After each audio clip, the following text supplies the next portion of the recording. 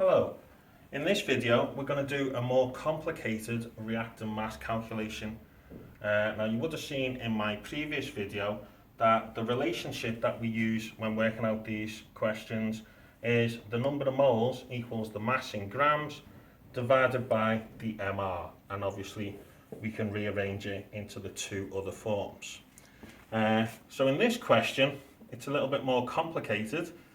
We've been given iron oxide reacting with 3 molecules of carbon monoxide to form 2 iron and 3 carbon dioxide.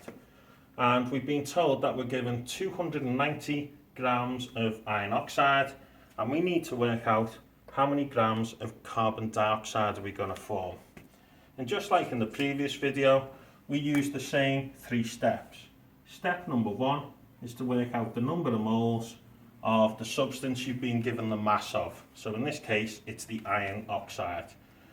So if we want to work out the number of moles, we're going to be using this formula. So the number of moles equals the mass in grams, which is 290, divided by the MR of iron oxide, which is 160. And if we number crunch that, it equals 1.8125 moles. Okay.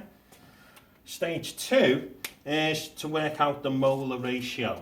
Okay, and the molar ratio you determine from the equation.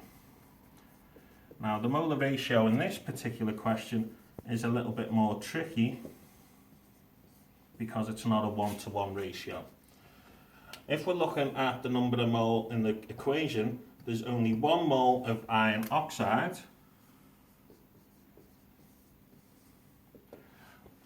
where when we look at the carbon dioxide, okay, it's 3 moles, okay, so it's a 1-to-3 ratio. So for every mole of iron 2 oxide that reacts, we're going to form 3 moles of carbon dioxide.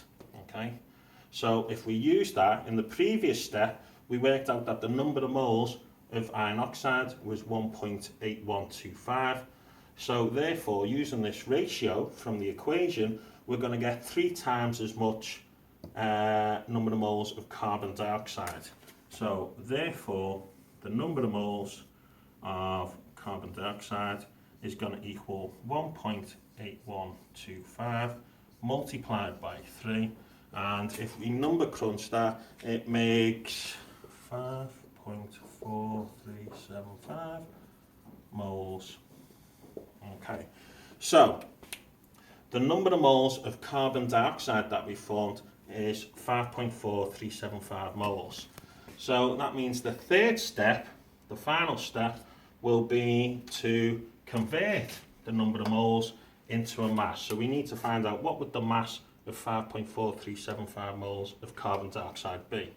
So to do this, number 3, we're going to convert the number of moles into a mass in grams, and we're going to be using the bottom version of this relationship, where the mass in grams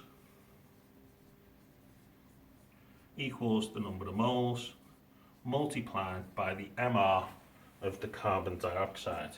So we've already worked out the number of moles of carbon dioxide in the previous step, so the number of moles is 5.4375 times by the MR of carbon dioxide. Now a common mistake that pupils make here, they will work out the MR of carbon dioxide and then multiply it by 3.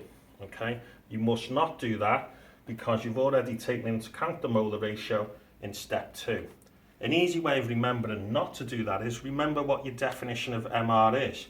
And MR is the sum of all the ARs in 1. Okay, not 3, in 1. So the MR of carbon dioxide, carbon is 12, oxygen is 16, so 2 times 16 is 32, plus 12 is 44. And if we number crunch that answer, we get 239.25 grams. I hope you found this video useful. Thank you.